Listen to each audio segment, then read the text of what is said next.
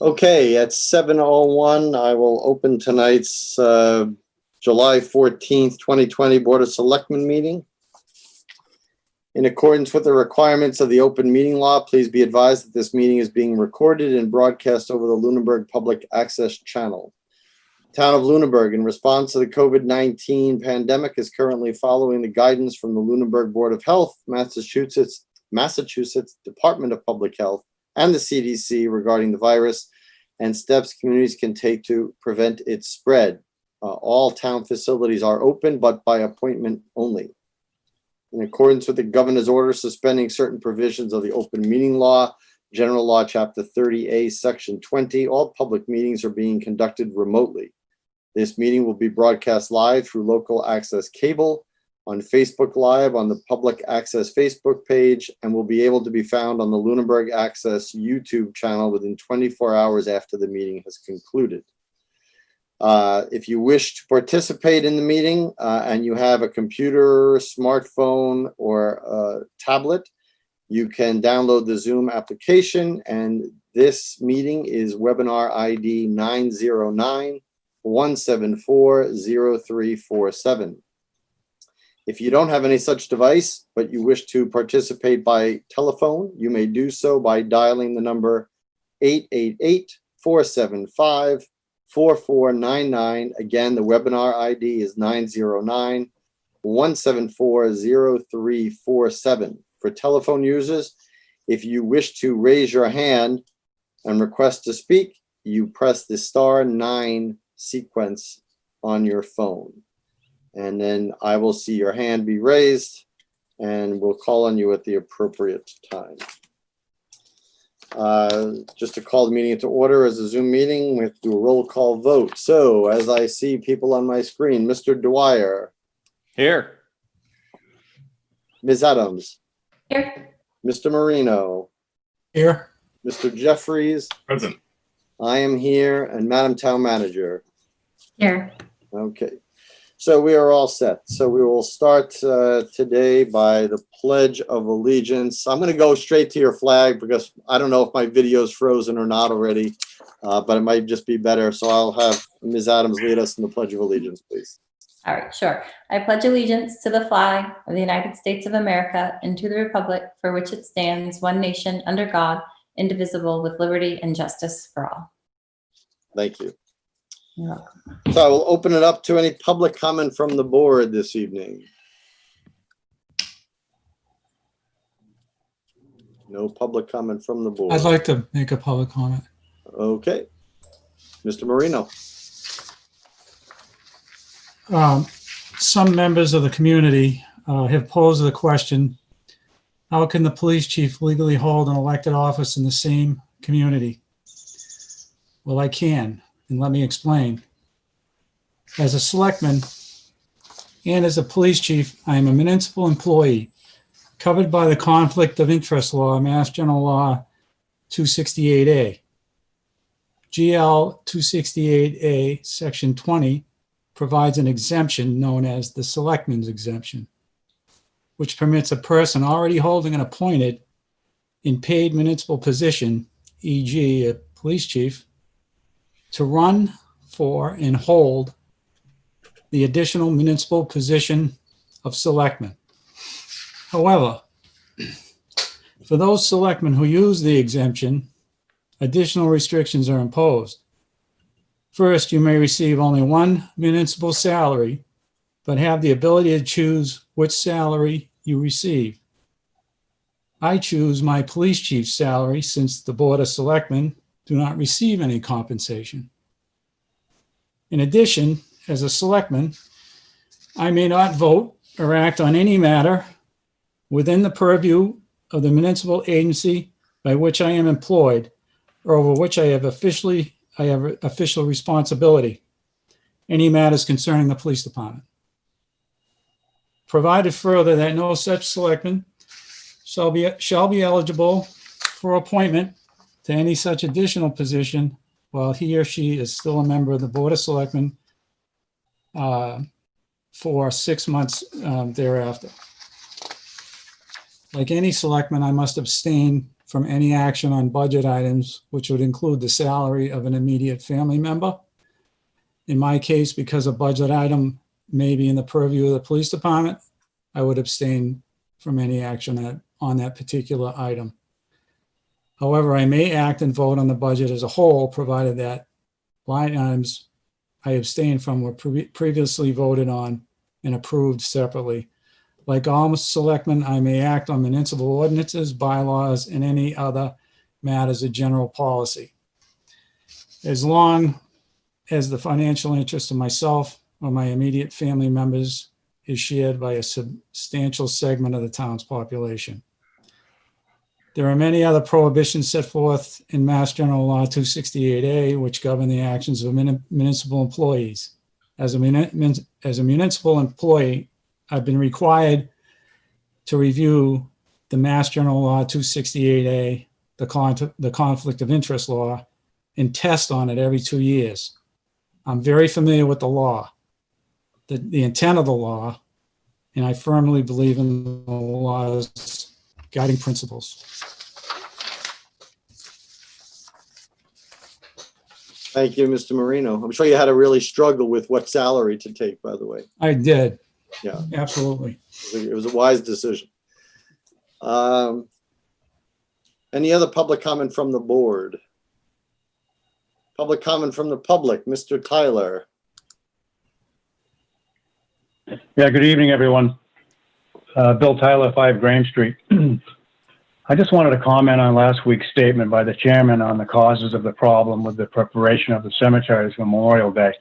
In my opinion, it didn't, while I appreciate his comments, I don't feel it went deep enough into the reason why there's a communication problem with the DPW between management and staff. This is the crux of the issue. In my mind, before you can solve a problem, you need to acknowledge that a problem exists.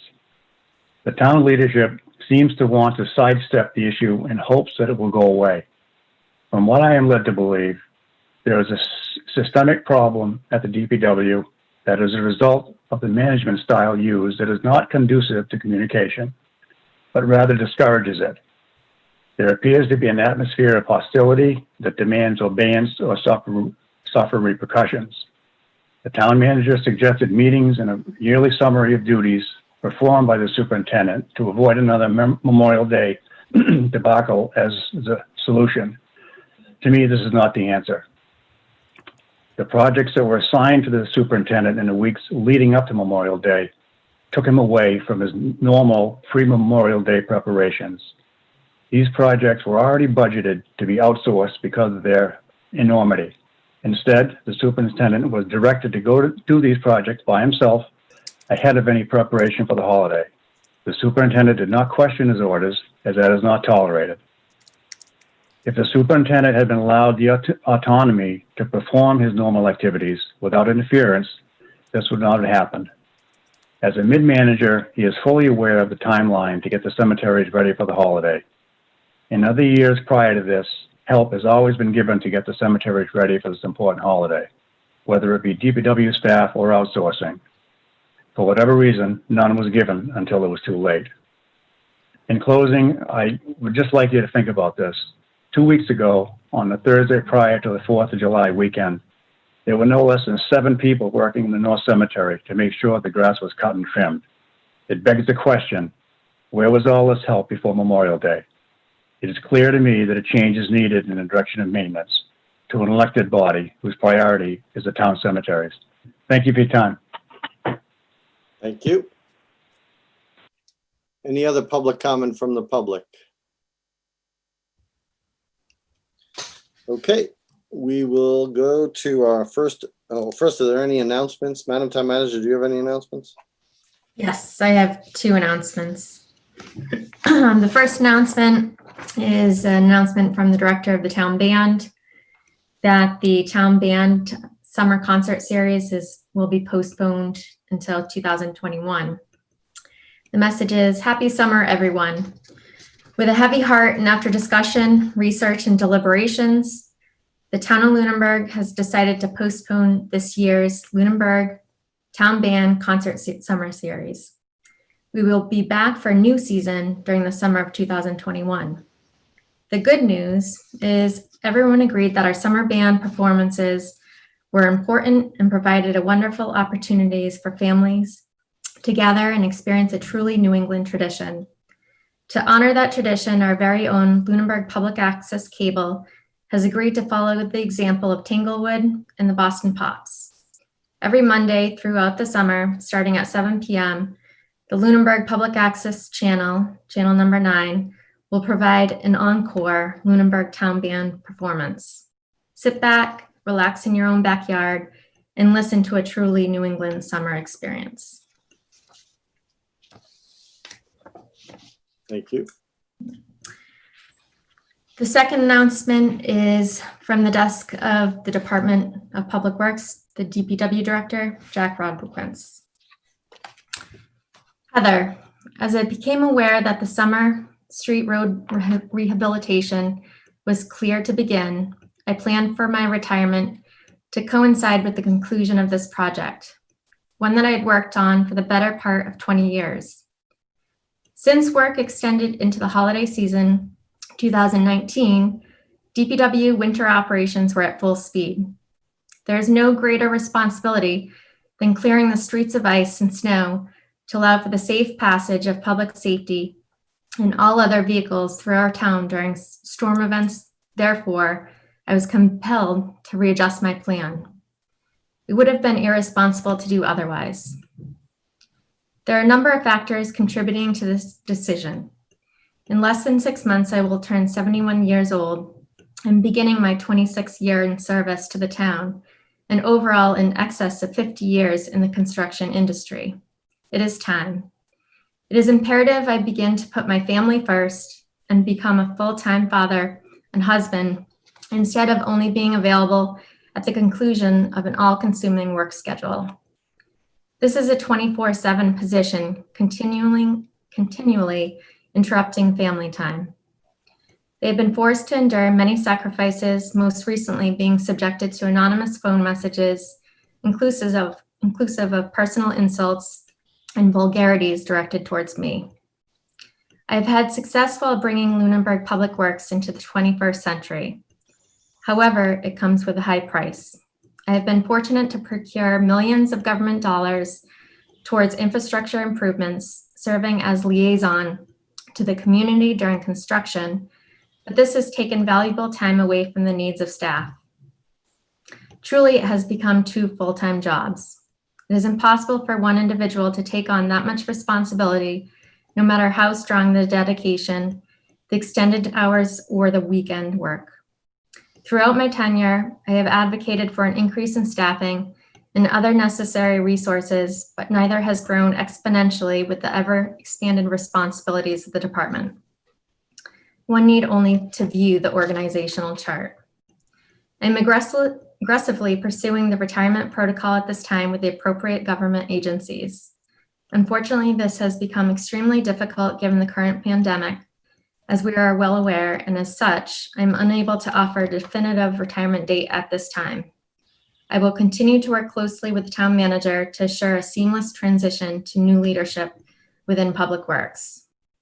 There are numerous projects in the queue: complete streets, Pleasant Street Bridge, culvert construction, and a new fueling station at 520 Chase Road, and a continuation of our very aggressive comprehensive pavement management plan. My date of retirement, once determined, will remain solid regardless of project status. And I have a few words of my own I'd like to read. Go ahead. I met Jack during my interview process for the town manager position in the fall of 2016. I had the opportunity to meet face-to-face with various department heads to learn more about the challenges they faced and the roles in the town and how they functioned. Jack made a lasting impression. What I remember about that day was Jack's candidness, a true interest in learning more about me as a person, discussion about how those occasional cards of appreciation make it all worth it, and how important family was to him. After I was appointed town manager, Jack reached out to me through email with a warm welcome and offered to help when I was ready to move into my office at Town Hall. He was a man of his word, and when I showed up on a Friday with my son along for the ride and car full of plants and pictures, he was right there to help me. This past May marked Jack's 25th year with the town. It began in May of 1995 as the superintendent of streets and later became the director of public works. His role has grown to encompass many important components of government, including oversight and care of our roads, bridges, stormwater infrastructure, parks, recreation areas, cemeteries, the curbside trash program, our sewer system, and our town facilities. All too often, we can focus on the never-ending to-do lists and changes that could be made. Jack's lengthy career in public service deserves a focus on his many successes along the way. In my mere 3+ years in Lunenburg, I've worked on numerous projects with Jack, ranging from road and bridge infrastructure, the pavement management plan, grant programs such as Complete Streets, stormwater, ADA, and a mold remediation project at Town Hall are all ones that come immediately to mind, but there are so many more. Jack has 25 years of helping people and being a pivotal part of community-altering projects like the Summer Street Road Reconstruction Project that help make Lunenburg a better place to live, work, and visit. 25 years of dedicated public service to a single town is exceptional and is a rarity. I want to thank Jack for always being available to assist my department, the other departments in town, and assisting the residents of Lunenburg for the last 25 years. Thank you. I'll have more to say when we find out as we get closer to a determined date, but I would echo some of the things that town manager has said already. I mean, and the one thing I want to focus on is working for 25 years for the same town in the same, although the title changed slightly, but in the same department, in the same leadership role is pretty rare, especially something as visible because everybody rides the street. So if they don't get plowed, they don't get salted, they don't get patched, everybody knows the conditions of the road, and certainly the complaints by the very nature of the job outweigh the compliments. And to stay in there and do the job he's done over all these years, always accessible, I think it really is commendable, and I appreciate him sending you this announcement and letting us know in advance. And so as he prepares for that, I obviously will wish him the best as we kind of work on transition, maybe a little prematurely until he knows the final date. But I want him to know that I've always appreciated the job he's done here. He's put all of his heart and effort into that. And even on those times when there, have been issues, he's never shied away from them, and he's always met them head first. And that's really, really commendable quality that I don't think enough people have.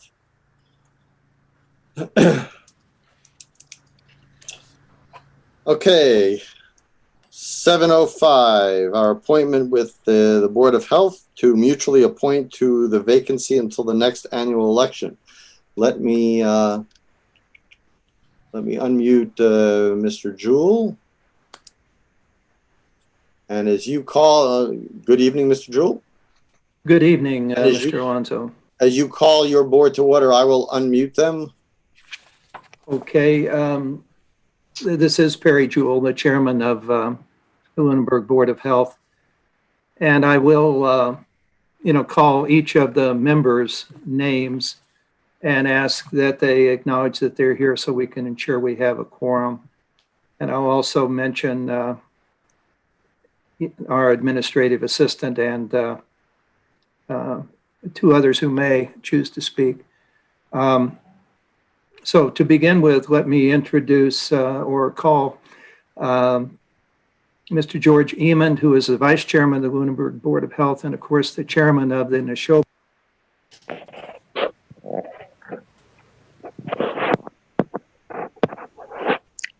I don't know if you can hear me, Perry. Yep, we can. Well, now you muted yourself again. Hold on a second.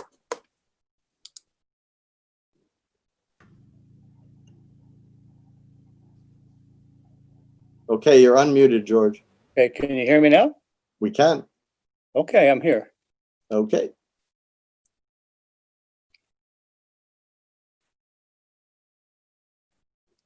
Hold on, Perry, we're not hearing you.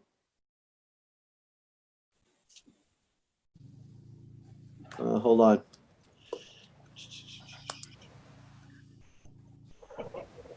Okay, Can you hear me now? yep.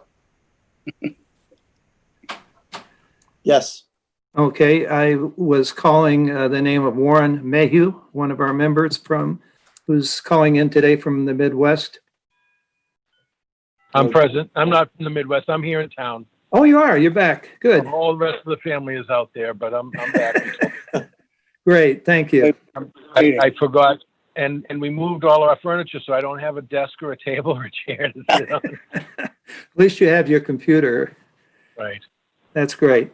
And then, of course, our newest member here, who was just elected in the last election, Mr. Evan Waters, is also here. Evan, can you hear me? I can. I'm here, present. That's great. That's great. And so that's our current members.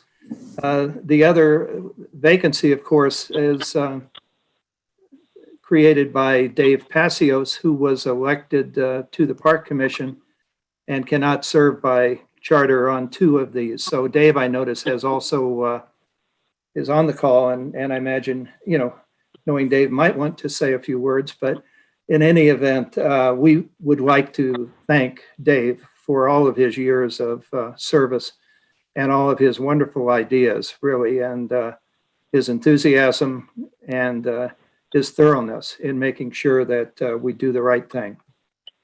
One member of our staff is here today. Andrea Schnepp is here. She is our administrative assistant, and of course is the one who's handling this constant stream of phone calls during this COVID crisis. And then our other anticipated speaker, perhaps besides Dave, we believe could be Paul Fortin, who is also on the call. And Paul has served for several terms on our board and has asked to be reappointed to the board tonight. And we really appreciate that and all the experience and that he brings. He's been an excellent member and attended practically every session, and that's, as we all know, very important on our committees. So with that done and all the preliminary remarks really having been made by Mr. Alonso, I'll call the Board of Health meeting to order in parallel here with the Board of Selectmen for the consideration of the single item on the agenda, and that is the appointment of a new member to take Mr. Passios's place. Okay, Mr. Alonso, do you want to take it from there, or Yeah, no, or you want us to make a nomination? you can do either if you want. I've unmuted Paul if he would like to say something. That is the candidate before us. Wonderful. So, however you would like to do it, Mr. Paul, Chair. did you want to have a few words? I just wanted to say thank you for allowing me to be here tonight. I would love to continue serving on the Board of Health, and I really appreciate this opportunity. Thank you very much. Then I would entertain a motion to nominate Mr. Paul Fortin for our open position on the Board of Health. I would second that. Okay, and I'm going to let my board, if they have any questions, Mr. Fortin has served on the Board of Health, but if anybody in my board has any questions for Mr. Fortin, this would be the time. Paul, how many terms have you served on the board in the past? I thought I began in 2014, but I'd have to check with George. George would remember better than me. It's been quite a while, actually. Been at least the 2 terms, perhaps Oh, 3, at least. but at least 2. Yeah, Yeah. I think closer Yes. to 3, but it's been a wonderful experience, and I hope to continue it. Well, I appreciate you, I appreciate you hanging in there after the election, a crazy election of people trying to get on ballots and everything. And I appreciate you wanting to continue to serve. especially since in this current climate on the Board of Health, very active, and your joining or rejoining will require no learning curve since you'll be jumping running. So that's also excellent. Thank you. Anybody have any other questions, comments before we take the vote?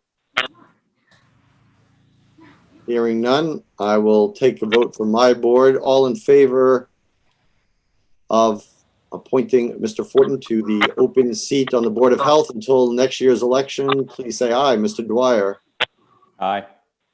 Ms. Adams, Aye. Mr. Marino, Aye. Mr. Jeffries. Aye. Aye for me. Go ahead, Mr. Jewell. Thank you, Mr. Alonso. George Eman, please say aye or nay. Aye. And Warren Mayhew Aye. and Mr. Evan Waters.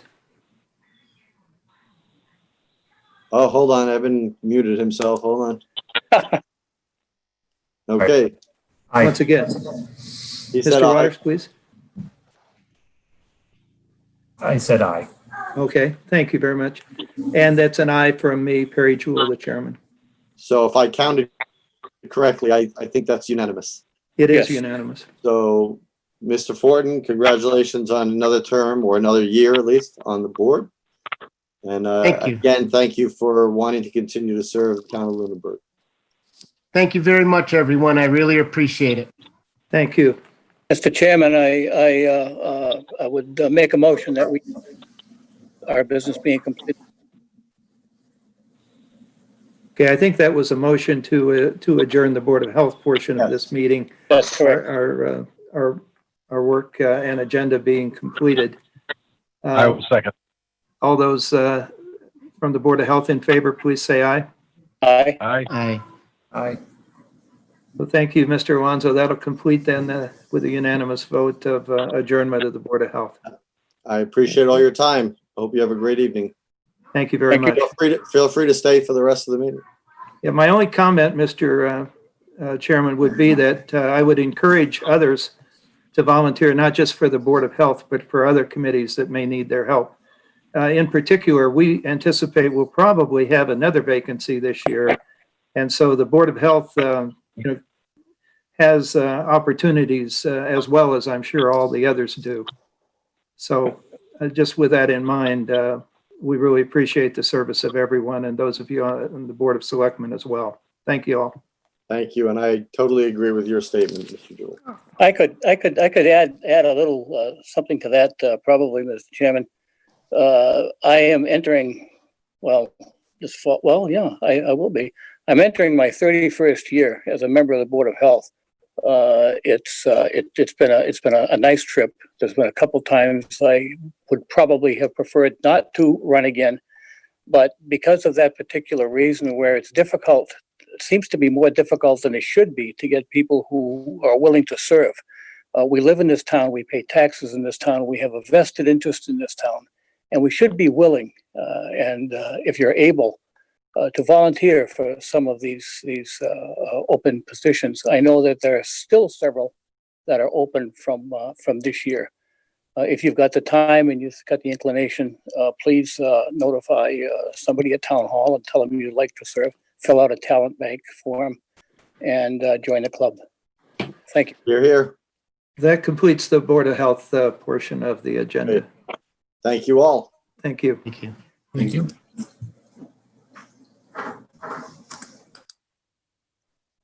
And I think, okay, we are back to us. 7:10, we have a meeting with BrightFarms regarding a major lettuce greenhouse. I'm going to turn over the hostship to you, Madam Town Manager. So you can, I don't think I need to do that. Can't you just, I can just allow you to share your screen, right? I can try it.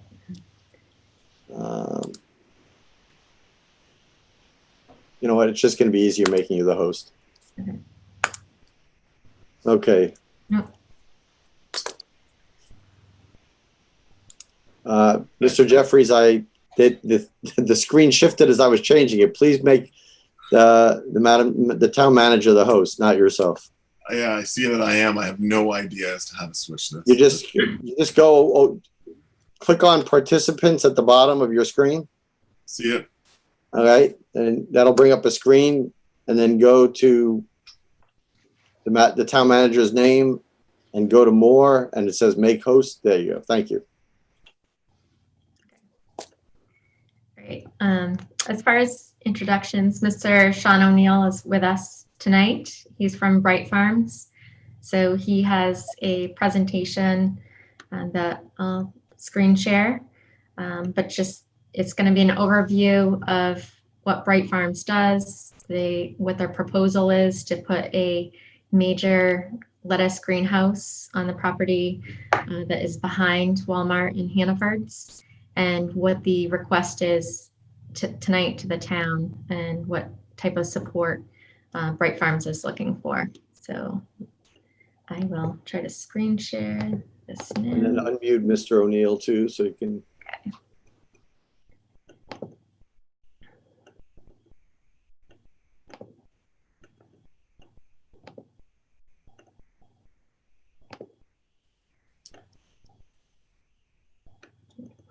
Okay. Hi, everybody. Thanks for giving me the opportunity to present tonight. I'm coming to you from Charlemont, Mass. I appreciate coming from a town of 1,500 people, how hard it is to get enough people to do good public service. So I appreciate everybody's service. BrightFarms is one of the country's leading indoor greenhouse-grown lettuce companies. We grow some herbs and about, maybe 12 different kinds of lettuce. I know when you hear about people wanting to build new greenhouses, that it's probably everybody first assumes marijuana. We don't do that, just lettuce. So tonight I want to talk a little about who we are, what we think we'll bring to Lunenburg if you guys will have us, something about the site, about the schedule and what we're where we stand right now, and then a little bit of a couple of requests we have of you that would facilitate our coming if you'll have us. So the image on your screen right now just shows you a little bit about what our operations look like. They're kind of attractive if you ask me. They're glass, and you can see inside, and there's greens growing, lots of different varieties. You go inside and they're great big. They're just farms, but they're covered by glass. I'll give you a little context if you go to the next slide. This is really a trend that's happening for a lot of reasons having to do with environment and what's happening in California. Most of the lettuce, if you go in your grocery store, probably 95% of it comes from the Salinas Valley in California. It's trucked 2,000, 3,000 miles to get here.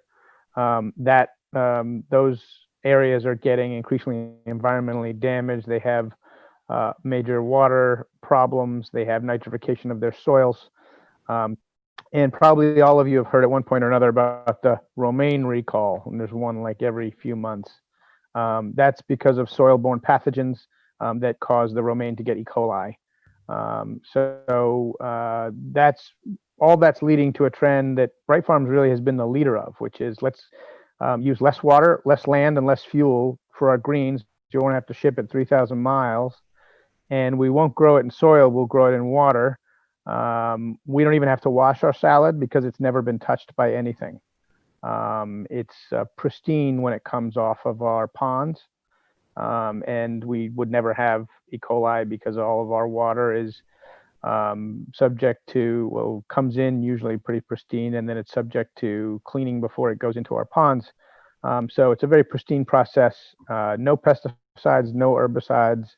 So it's a pretty clean thing, and it's the way I like to describe what's happening in this trend is that we're converting low wage, low skilled jobs from California into higher wage, higher skilled jobs back in New England, where maybe 100 years ago the only way you could get salad was grow it yourself or from your neighboring farm. Now we're going to be the neighboring farm. We do get sometimes asked, I'll just add here because my wife happens to run a farm. Are we competing with local farmers? The answer is no. Local farmers will still produce for local farmers markets. our clients are the Walmart and the Hannaford right there, and folks like that. And local farmers almost never supply greens to those groceries because they can't supply it in the volume year round that they would require. So we're not going to put any local farmers out of business if that's a concern. It would be of mine. I wouldn't be allowed back in the house if I was doing that. So if you go to the next slide, a little bit about what we are as a neighbor. Bright Farms environmental ethos kind of bears through the company, and we have a lot of these promises are on our wall when you go in our office. Our head office is in New York, although no one goes there anymore. We're all decentralized around the country, but we have lots of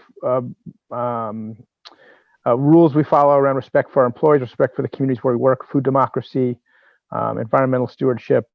I think you would find us a very good neighbor and local employer and member of your business community. So let me talk a little bit about the site where we're looking. Probably all know it well. If you can advance a couple of slides. First I'll talk about what we think we'll bring to Lunenburg. So the area where we're looking, which is coming next, is right now it's zoned residential.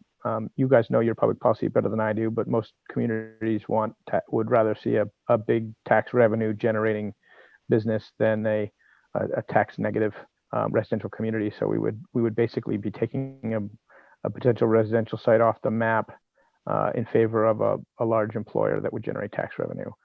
We would contribute to not just to the town tax base, but to the sewer and water system. So we would pay into those, and the more users you have, the more economical it is for everybody. Like I said, we would bring California low wage, low skilled jobs to Massachusetts. We're looking at potentially 2 phases here. In a phase 1, it would be 50 to 60 jobs, and in phase 2, double that.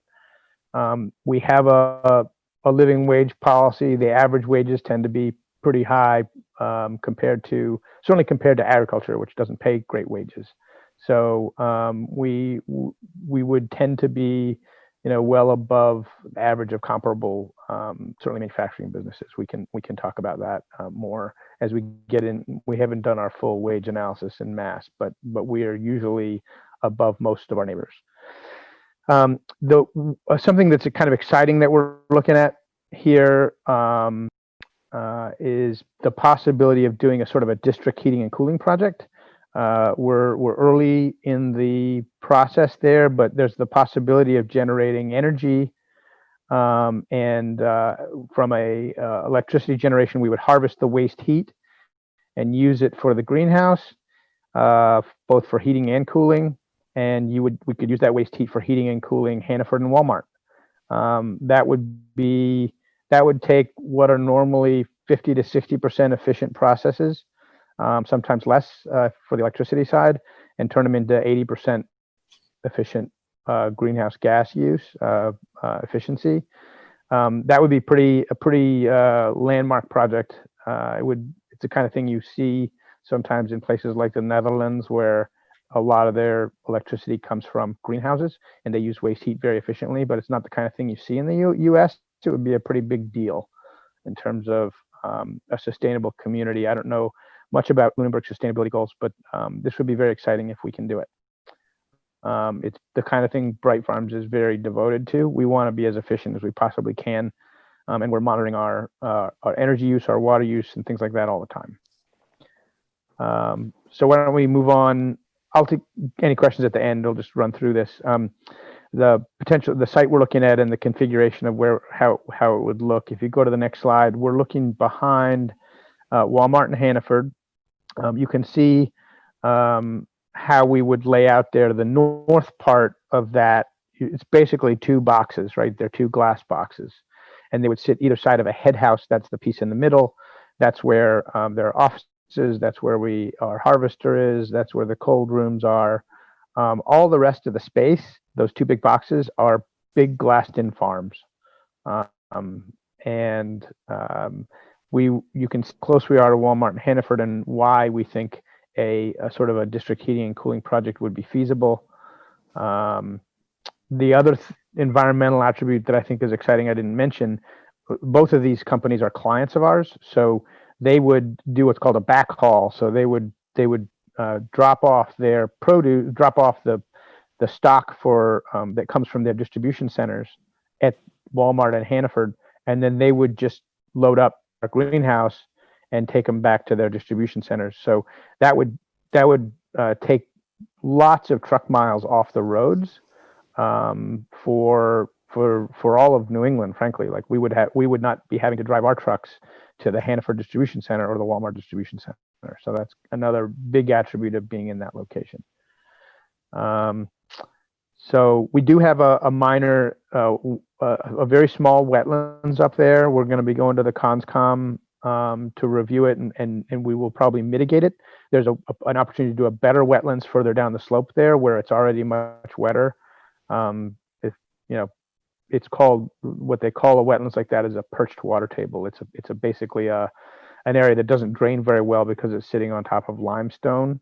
There's much more sustainable wetland opportunities downstream that we think will be better for the environment. So that's the biggest challenge we have with the site, and we have to make sure that we prepare a proposal to the CONSCOM that works well and that makes everyone happier. We think we will be able to do that. We're not in the business of hurting the environment. We think we can make it better here.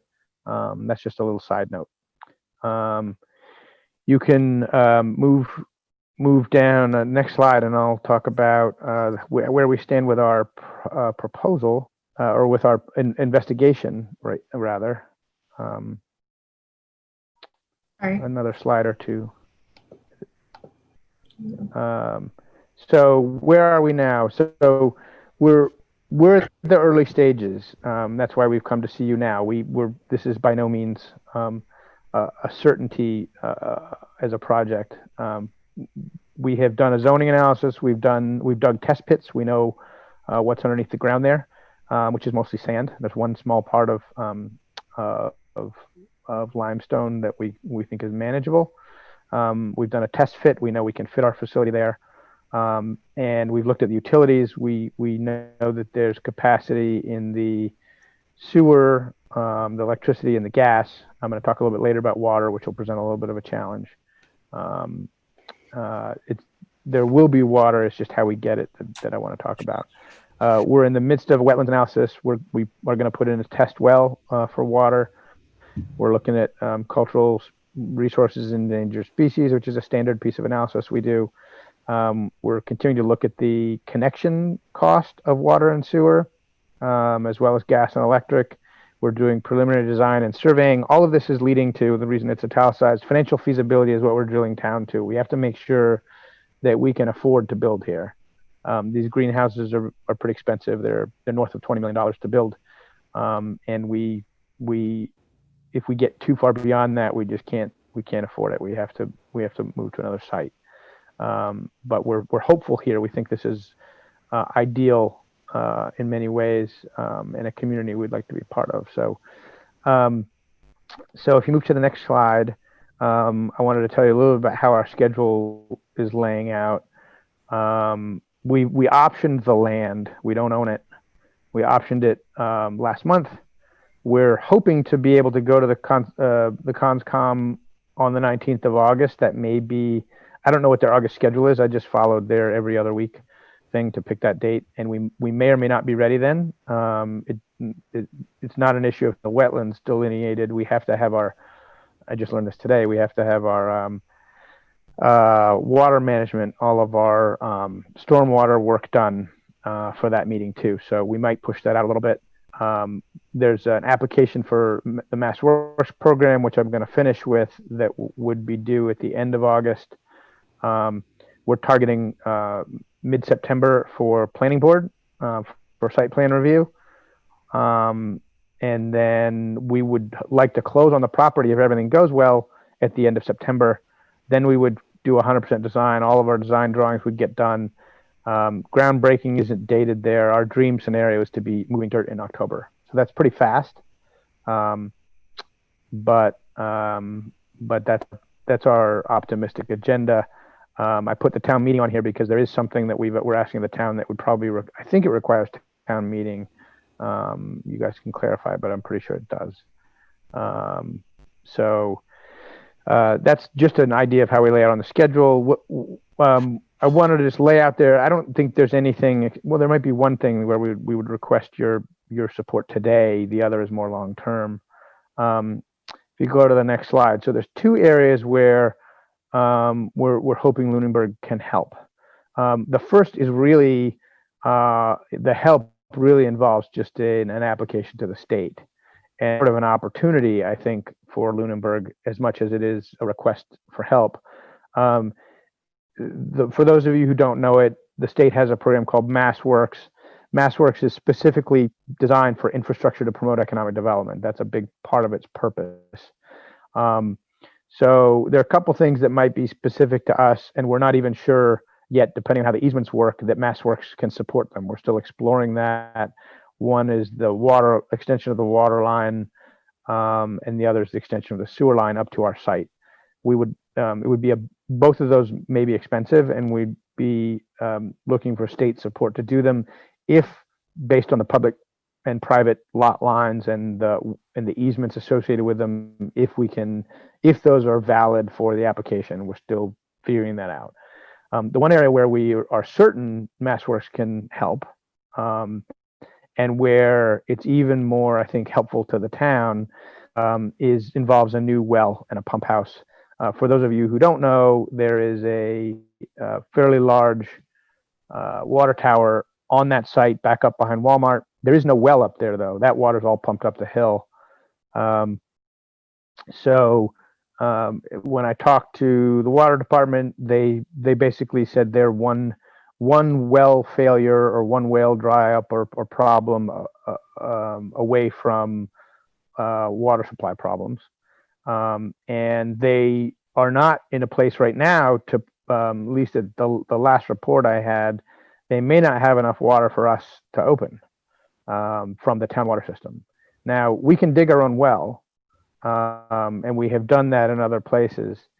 It's not our preferred, it's costly, it's not our preferred choice, but we could do that. There's an opportunity here for Massworks, and our own would just be a well. It would just be a well and a pump. The opportunity here is for Massworks to fund a new well that includes a pump house and all the stuff that's needed to make it a town supporting well that would feed your water system and also serve us. So the number difference, what it would cost us to dig a well and what it would cost to make a municipal well is many orders of magnitude. In other words, much more expensive to do the one that's for the water department, but that's because it serves the whole town and serves your whole water system.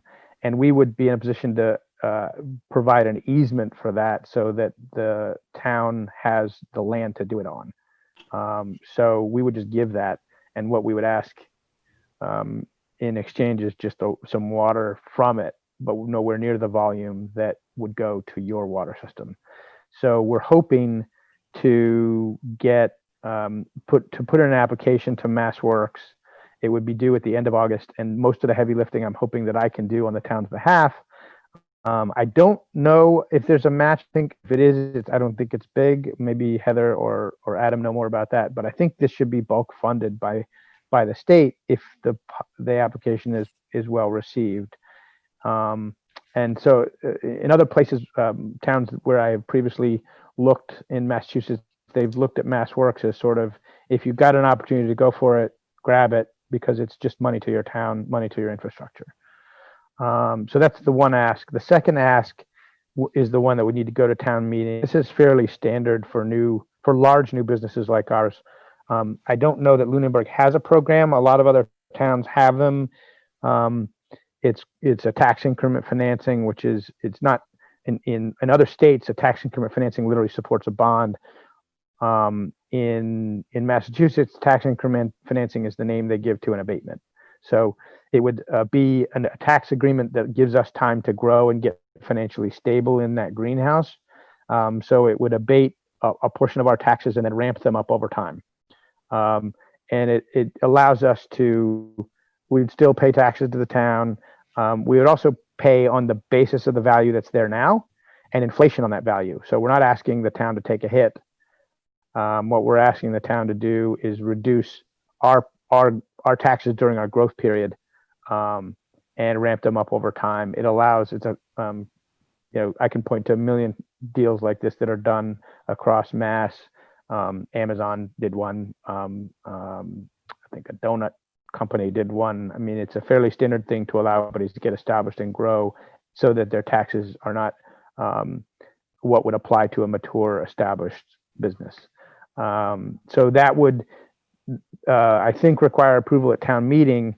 But we're gonna, if you guys are, if this is something that the select board is willing to support in principle, recognizing that you can't give permission, that's a town meeting issue. We would send you a letter of interest and apply to the state for the state tax credits that go with this. So it's a two-part thing. We would apply to the state for what's called the Economic Development Incentive Program, and we would need to notify you of our interest in this program. Again, I'm not asking the select board for a thumbs up or a thumbs down. That really comes from the community, but really just for your interest in supporting it as in concept at town meeting. So that's all I got. I'm happy to take questions or hear thoughts or whatever. So I'll start.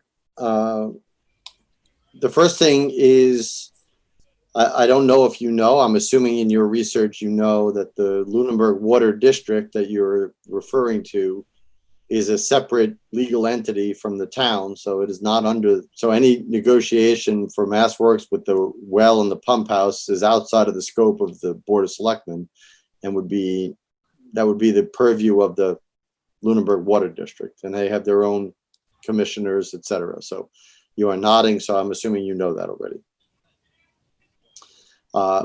My initial comment is I'm very interested in the project. I think it has a lot of benefits. You touch on a lot of great points here. I, in principle, have no problem with the TIF, or the devil's in the details, of course, so it matters what the TIF comes out to be. But the fact of a large investment that brings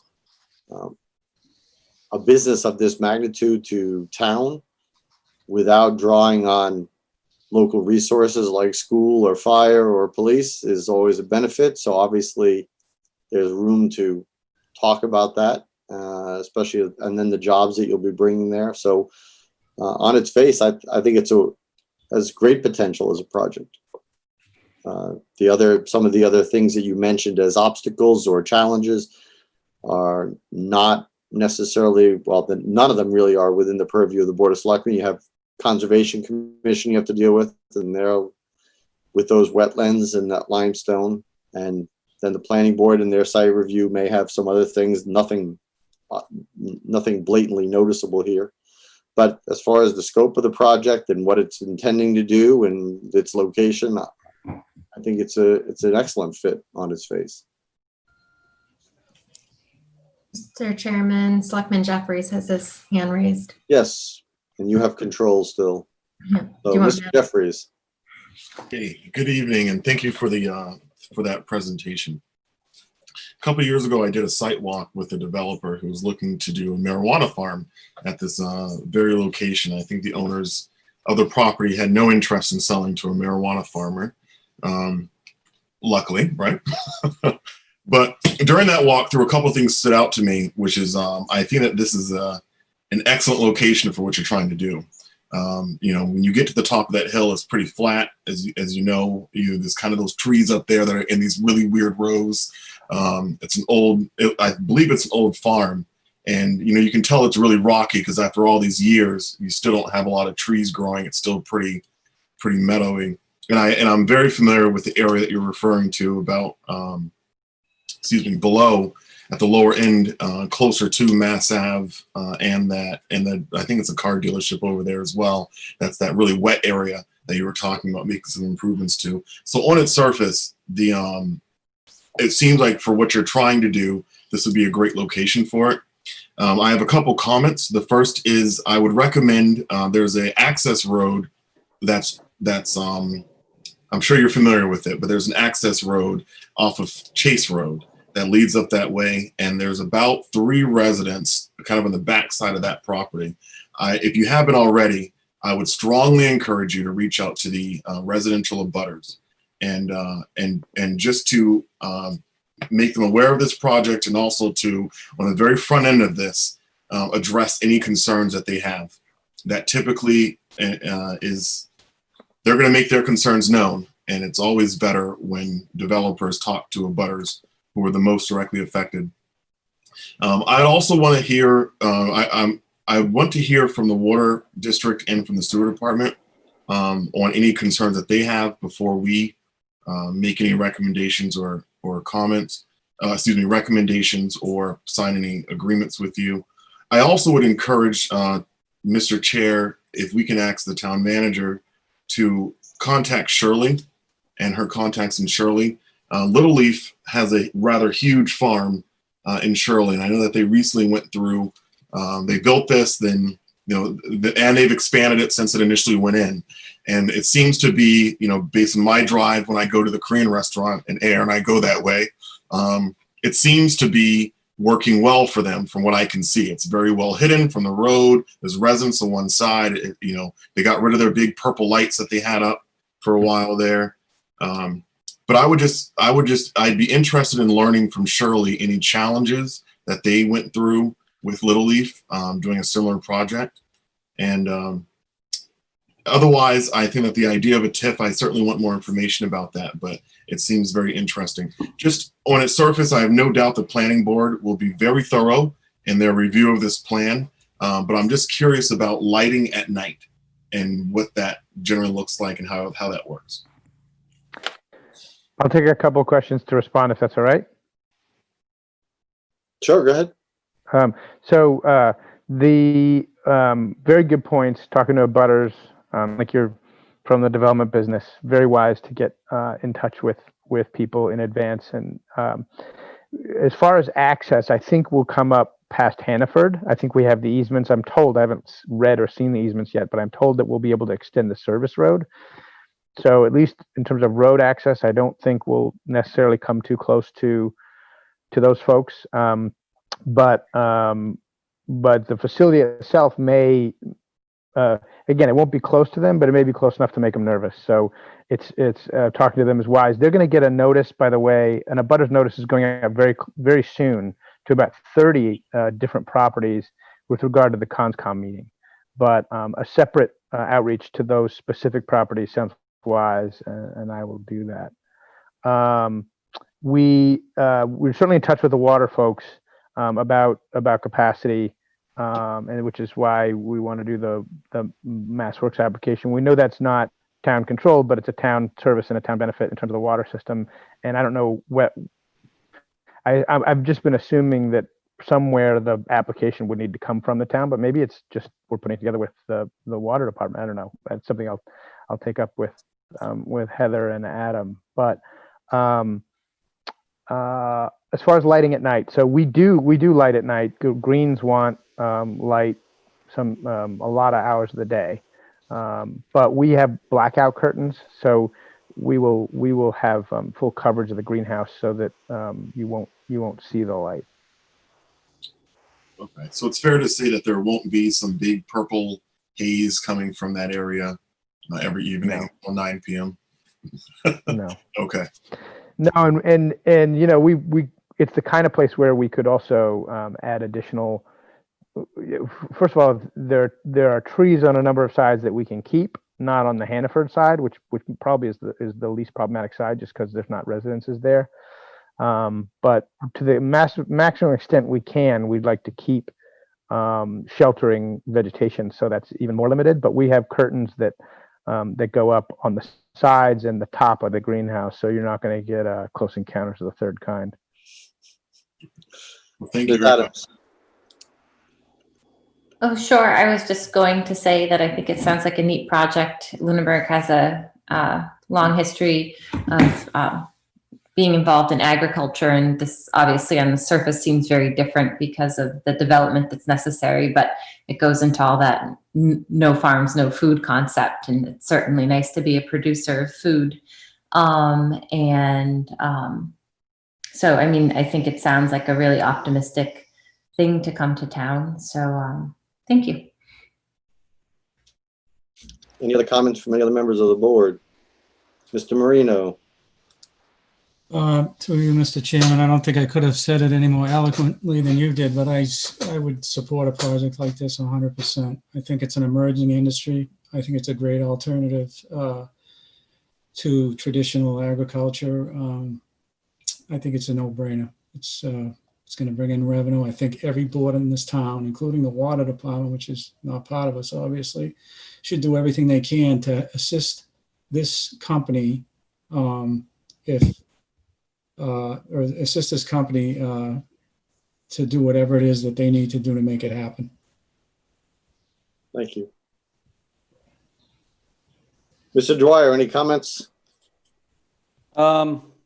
No, I agree with the sentiment from the other members. I think I look forward to seeing how the project develops, and I hope it can come through intact through the gauntlet of other boards that it's going to have to go before. Okay. Well, I think sounds like you have basically support from the board. You have a very SpaceX timeline there. That's probably the most ambitious timeline I've seen of a project of this magnitude in a long time. So, but if it can come forward that way, that would be great. Ms. Adams? Oh, and I was also going to say that I like how Mr. O'Neill talked about they're not competing with our local farms. And I think that makes a lot of sense.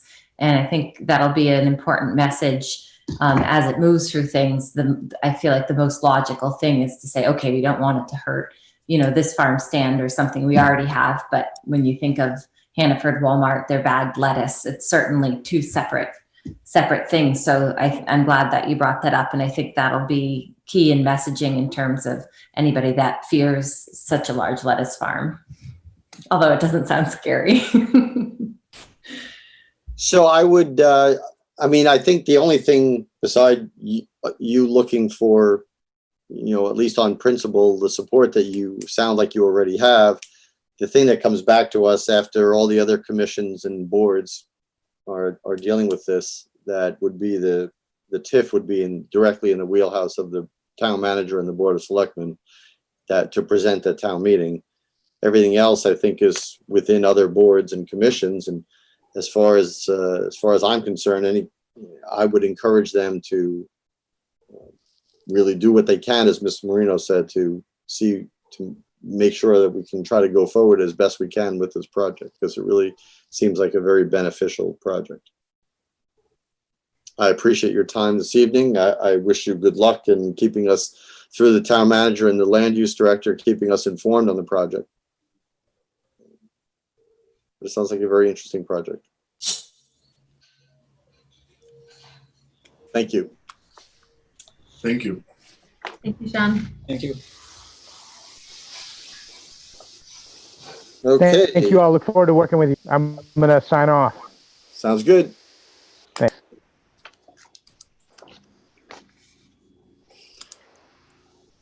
Okay, so interviews, appointments, reappointments, resignations, any? None. Other than already stated. Okay. Current business, review timeline for town manager performance evaluation.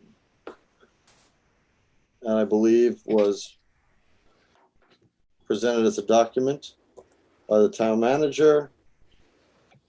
So basically the normal timeline was agreed upon by the previous board to postpone this, given everything that was going on with the pandemic and the time. And so now the town manager is proposing this timeline. And for those on TV, so it's 5 lines, so I will read them. That she would do her self-evaluation due by July 27th. So that would be in basically 2 weeks. Then the members would send draft evaluations, their own draft evaluations, to the town manager and schedule a meeting with the town manager. That would be during no later than the week of August 6th to the 13th.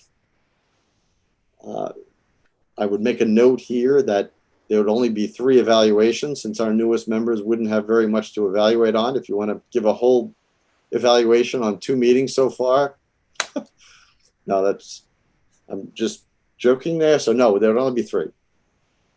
Then the members would send their final evaluations to me as the Board of Selectmen Chairman no later than August 20th.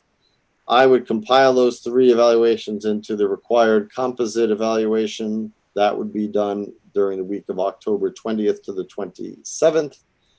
And then we would have 2 meetings, one to present it on September 1st, and then everybody would see it at the same time.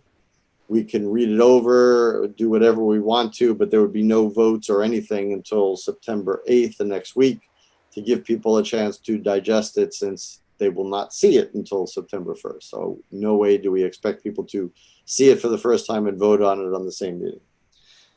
Now, Madam Town Manager, maybe you know this because we're in new territory. I mean, we have 2 new members who aren't going to be providing evaluations, but are they voting on the evaluation, or is it still going to be just 3? It would be 3. They actually can, per my contract, they could fill out the evaluation, but it wouldn't count towards the overall. Right. Well, let's not put them through the exercise with 2 meetings under their belt. That would seem to be purposeless. So, all right. So it's just going to be, it's going to be myself, Ms. Adams, and Mr. Jeffries reviewing it and voting on it. Correct. So does anybody have any questions about the timeline, comments, agreement, disagreement? I have 2 questions. Sure. The first is, are we able to invite the previous members to participate in the process? Well, they're not officially. That's a good question. I mean, again, we're in new territory here. They certainly wouldn't get to vote on it because they're not board members. So, you know, I guess I understand where the question comes from. I guess I would also say that I wouldn't be in favor of that. It just complicates the process that's already convoluted and complicated to begin with. Not that I wanted, you know, it's no reflection on their ability to review the town manager. It's just that it was kind of determined when we postponed it that 2 people knew they were stepping down. So. Yeah, I asked that question with the interest. I'm interested in maybe on my, I mean, I'm not, it's not rigid for me, but I'm interested in knowing what the other members who were here with us for the last year, what their contributions would be. And that may be helpful to me. But. Well, in your review, you can certainly speak with them if you want. All right. And then the other questions, I thought that last year we ironed out a process by which we could review the what the other members write. Yes, that would be between September 1st and September 8th. You'd be able to do that. Got it. You'd be able to make an appointment at the town hall. We're not going to make copies. We're not distributing them. There'll be hard copies that you can go and read. And the fact that there's only going to be 2 others aside from your own should make it very short reading. Got it. Okay. Thank you. Yep. Any other comments, questions? Do we want to vote to accept this timeline? I have a question. That we accept the timeline as read. Do I have a second? Second. All those in favor? Well, any discussion? I mean, we just had the discussion. But all those in favor? Mr. Dwyer, I'll abstain. Ms. Adams, Aye. Mr. Marino, I guess aye. okay, Mr. Jeffries, Aye. and an aye for me. Okay, so that is the schedule. So we are looking on our, well, we don't have a meeting on July 28th, but before then, we will await an email from you, Madam Town Manager, about your self-evaluation. Yes. And everybody else can get started. I can have Elaine send out the evaluation form so the members can get started and at least review it again. Mhm. Okay. Review timeline for finalizing the FY21 Board of Selectmen and Town Manager goals. So this is the time of year right after we have new members that we set new goals for the year. Again, Madam Town Manager, if you would have Elaine send out the previous years, last year, so we know where we're starting. There may be some things to carry over. If anybody has new items after looking at that, we're going to try to keep the items again to no more than 3 or 4. Otherwise, they become unmanageable.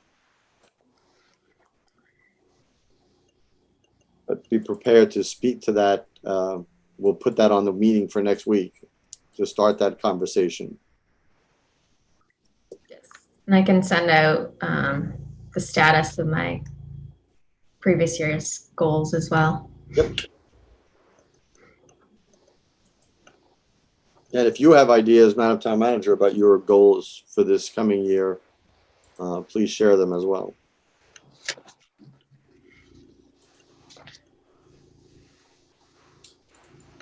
Okay, so then we have the next item is review schedule of upcoming meeting agenda topics. So these were collected, you know, the town manager and myself went over this to try to set kind of forward thinking for the next couple of months. Some of them that go further than a couple of months are by calendar year. We do them around the same time every year, so that's why they go out further. But let's just look at at least the first through now till September 22nd. So on the item there, so next week we have workshop on the Board of Selectmen and Town Manager goals, as I just said, review last year's goals and set up this year's goals. Then we have, on the 4th, we already have a flammable storage license hearing.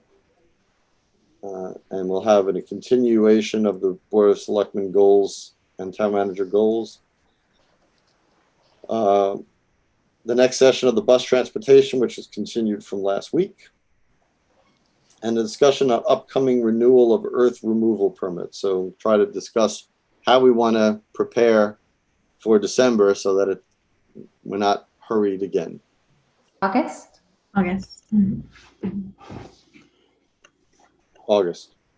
Did I say September? Sorry.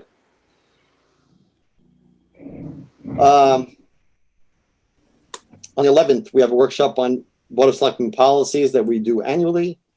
And if we needed a continuation of the goal setting, hopefully by the end, that meeting will be done with our goals. So by the end of middle of August, we should be done with goals, if not before. On August 18th, we have some renewal of earth removal permits that we pushed to August. So we'll hear those. And then September, we'll start on special town meeting scheduled for November and look at articles and review the town manager performance evaluation. The workshop on the 8th will be, well, partially there. We can fill in Madam Town Manager. We can fill in, that'll be the composite evaluation, the second date on the 8th. Mm-hmm. And then the last two weeks would be the reviewing of the special town meeting warrant articles. Obviously, as we get to that point, there'll be things filling in. This is as far out as we can go that we know of things. Obviously, things fill in weekly. So I don't know if anybody has any questions about at least through September here. No questions. I think this is excellent, though. Thank you very much for putting this together and kind of having a framework for us for the year. I think this is, especially for the new members, this will be very helpful to kind of give a guide of the flow. So thank you. It'll be our goal to try to keep it, at least 6 weeks in advance of the things that we can. I mean, obviously things come up last minute sometimes. And then I know some of the members have mentioned in the past and present that some of the documentation for these comes late, and we'll try as best we can to get the documentation in the Google Drive for these, as far in advance as we can. Again, sometimes numbers, especially in budget season, change the last minute, but some of them we should be able to get in advance. It'd be a goal. A goal, yes.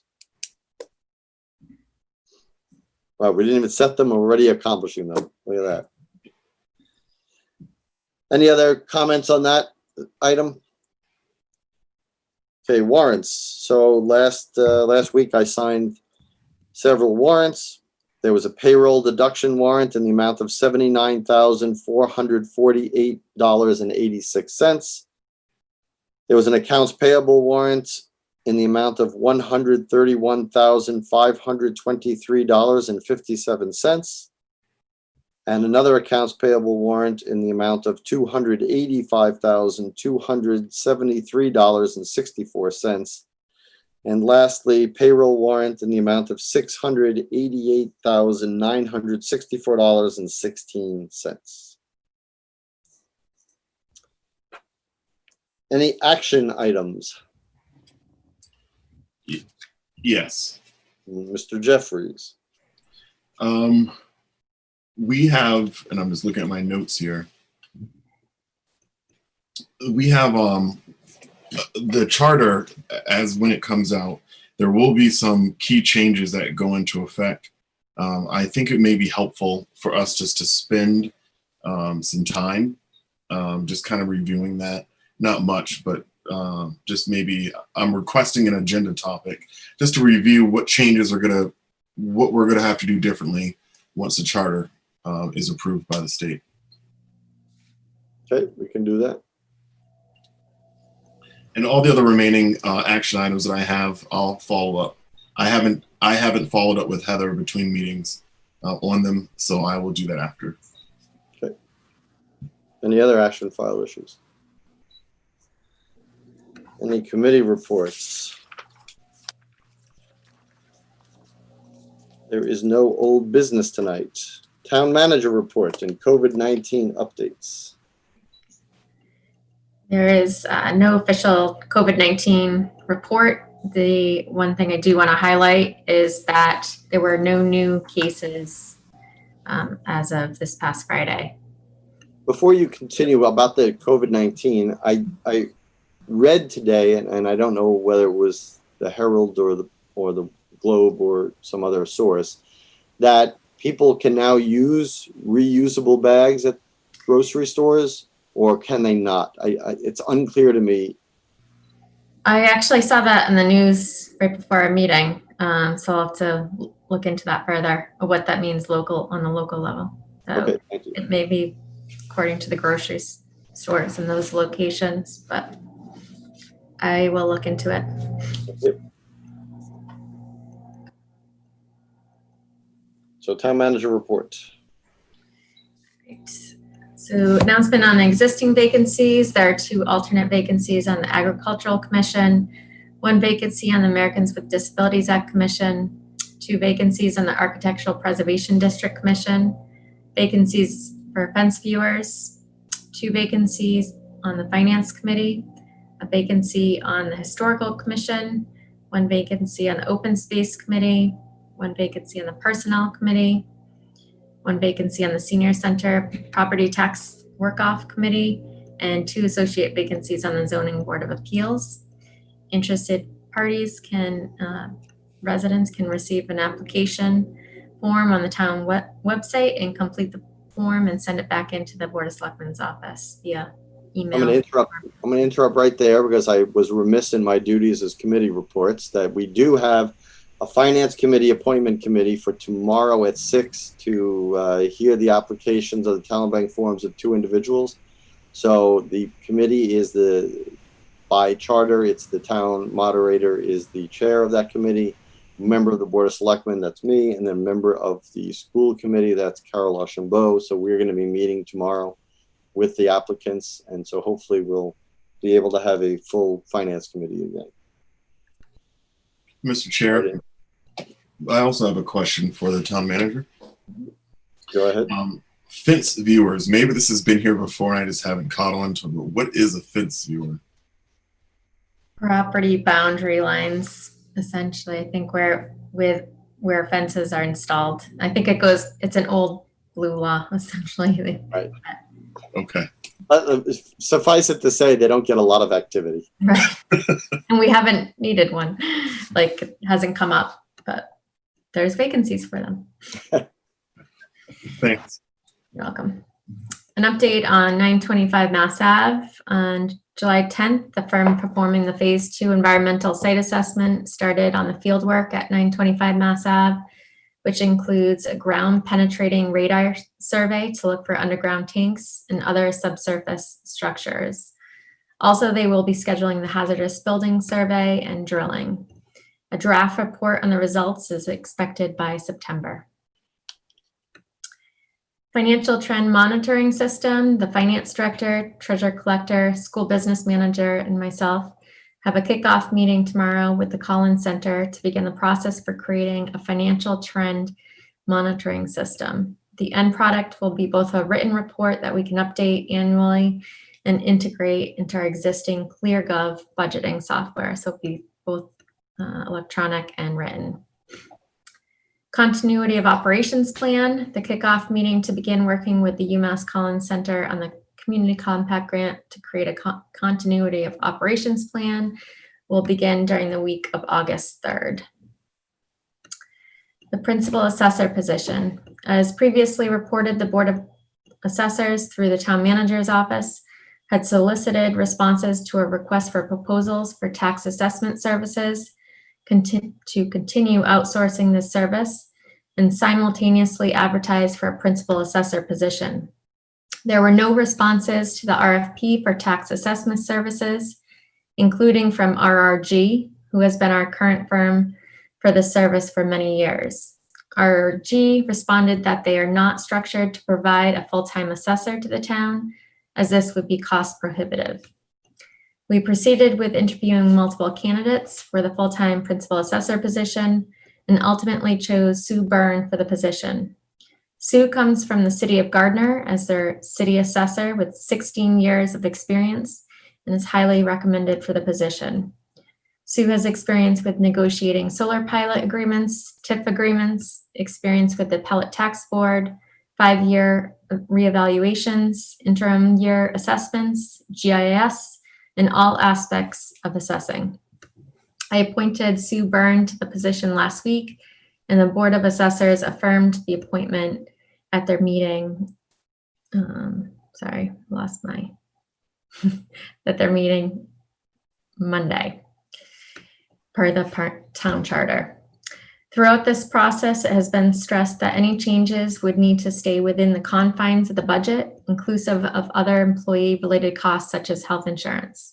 This remains the case. We thank RRG for their many years as the hired firm to perform assessing services to the town, and we are excited to welcome Sue as our full-time principal assessor. Sue brings a wealth of knowledge, is highly recommended from our previous community, and is known for her positive interactions with residents in the community she works for. Sue's start date is July 27th. In other department updates for the DPW equipment operator vacancies, the assistant town manager, HR director is currently re-advertising for the 3 vacant DPW equipment operator positions in various locations like Indeed.com, the Ledger, and the town website. We are also looking into the possibility of partnering with vocational schools to reach out to postgraduates with these employment opportunities. Update on the ladder truck. The ladder truck was delivered to the dealership last week and is currently being lettered, outfitted, and having all the equipment mounted. We expect to receive it at the station in the next 2 to 3 weeks. The annual audit. The auditors from Powers and Sullivan were on site last week for their preliminary work and will be back in the fall to finalize the fiscal 20 audit. Extended curbside pickup at the library. The curbside pickup hours at the library will be extended to include Monday evening until 7:45 p.m. And for a schedule of extended times for curbside pickup, please visit the Lunenburg Public Library's website. In regards to other meetings, events, and other announcements, I'm attending the Personnel Committee meeting via Zoom on Wednesday, July 15th at 5:30. As Chairman Alonso referred to, the Finance Committee Appointing Committee has a meeting to interview 2 candidates for vacancies on the Finance Committee via Zoom on tomorrow at 6 p.m. The Conservation Commission has a meeting via Zoom tomorrow at 7 p.m. The Agricultural Commission has a meeting via Zoom Thursday at 7 p.m. The Board of Health has a meeting via Zoom on Monday, July 20th at 7 p.m. That's all my updates for tonight. Any questions for the town manager, Ms. Adams? Sure. Just one small one that I see pop up now and again. I don't know if you got any feedback that some people are getting the wrong size trash bags when they get one size, like if they buy the large, it actually contains small. I've seen that come up over the last month, like 3 or 4 times on social media. So I don't know if you have any insight into that. I know everybody likes their trash organized.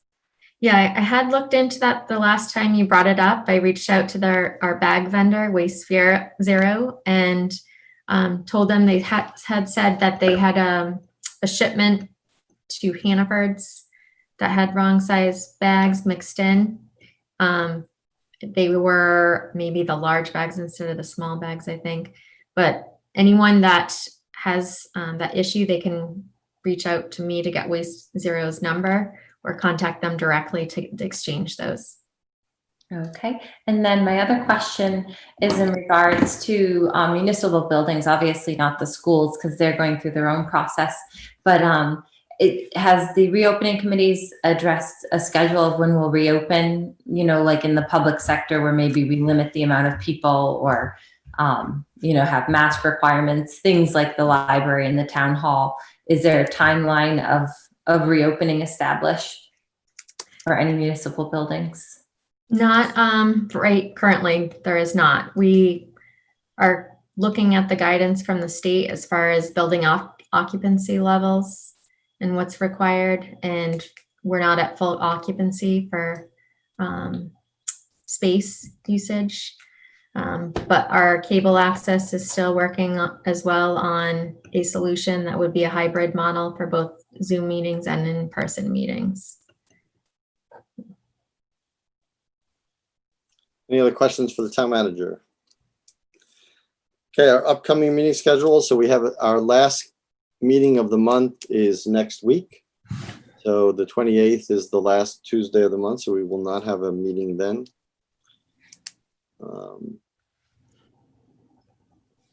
Think of the goals and everything that we talked about. That's going to be a big topic of next week. Any public comment from the public? Seeing none. Any public comment from the board? Ms. Adams? Sure. I didn't want to weigh down the meeting at the beginning with a lot of people waiting to be on time. But I just wanted to say that last week was a difficult meeting. I was surprised that it didn't come up in any capacity. Meetings certainly aren't a place to be personal. In the past, I've been a part of meetings where I've been uncomfortable, but we've always talked about, it's always been based on the content or the topic being discussed if something were contentious. And all this time, I've never been involved in a meeting where something became personal. A lot was to be said about it on social media.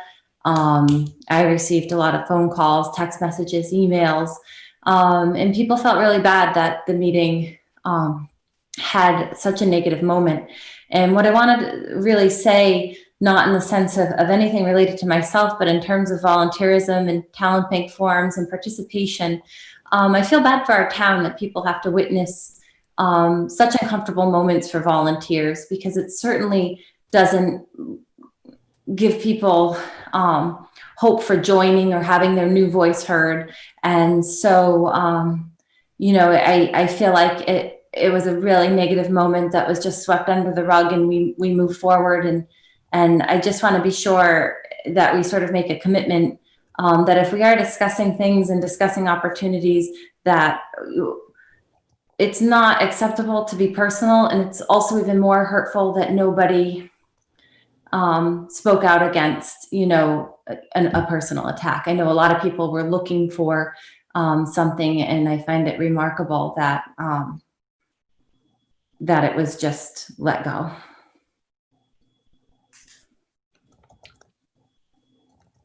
The only comment I will say was that when I felt it got personal, I did intervene. I think everything up to the point when I intervened and ruled it out of order, I thought was not personal, my personal feeling. And that was talking about public comments said in a public forum, and certainly somebody can voice their objection to nominees. I don't think that part was personal.